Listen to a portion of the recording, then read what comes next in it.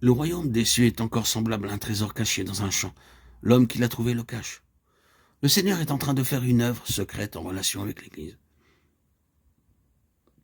C'est toujours une chose dangereuse d'amener ce que nous concevons être l'Église dans une position bien en évidence et d'en faire une chose publique. La vraie Église est un secret, une compagnie cachée. Et une œuvre cachée et secrète se poursuit en elle.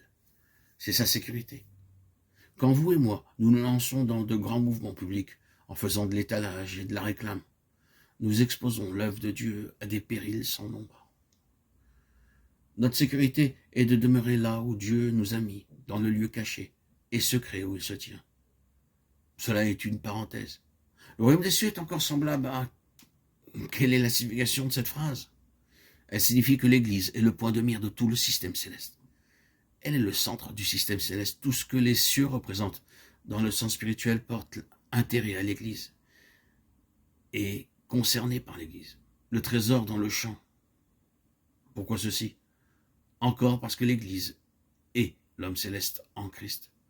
Considérez la personne du Seigneur Jésus en tant qu'homme céleste. Tout l'univers porte un intérêt en lui. À sa naissance, le ciel est en activité. Les armées des êtres célestes se manifestent en relation avec lui. L'enfer aussi est en activité et par le moyen d'Hérode cherche à détruire cette naissance et toute sa signification. Vous constatez que tout au long de sa vie terrestre, tout l'univers concentre son attention sur lui et en rapport avec lui, de sorte que dans sa mort, le soleil cache sa face. La terre tremble et il y a des ténèbres sur toute son étendue. Tout l'univers est lié à lui. Ainsi, le royaume des cieux, tout le système céleste est concerné par ce trésor dans le champ, à cause de sa signification, de sa relation et de sa destinée éternelle. C'est une chose immense. Bien sûr, maintenant vous êtes à même d'apprécier bien davantage la valeur et la signification de la rédemption. Considérer l'arrière-plan des choses ne doit pas amoindrir la rédemption. Cela doit lui apporter merveilleusement plus. Cela doit lui conférer une signification qui va bien au-delà du fait d'être simplement sauvé ici-bas, comme une unité et aller au ciel. C'est une grande chose, bien entendu, que le salut de l'individu.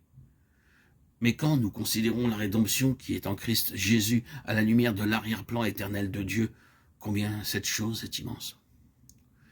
Si vous désirez réellement apprécier et estimer correctement la rédemption, vous devez la placer là où Paul l'a placée et constater qu'elle est cosmique. L'entrée dans la rédemption de la part de chaque simple individu est une entrée dans quelque chose d'immense, une chose bien plus importante que la rédemption de l'individu lui-même. Toutes les puissances et les intelligences de l'univers sont liées à cela et portent un intérêt à cette rédemption. Nous croyons qu'en vue d'apprécier correctement les choses de Dieu et d'en jouir, il est nécessaire d'avoir leur arrière-plan éternel et universel et de ne pas les considérer comme quelque chose en elles-mêmes. C'est ainsi que Paul a vu la rédemption.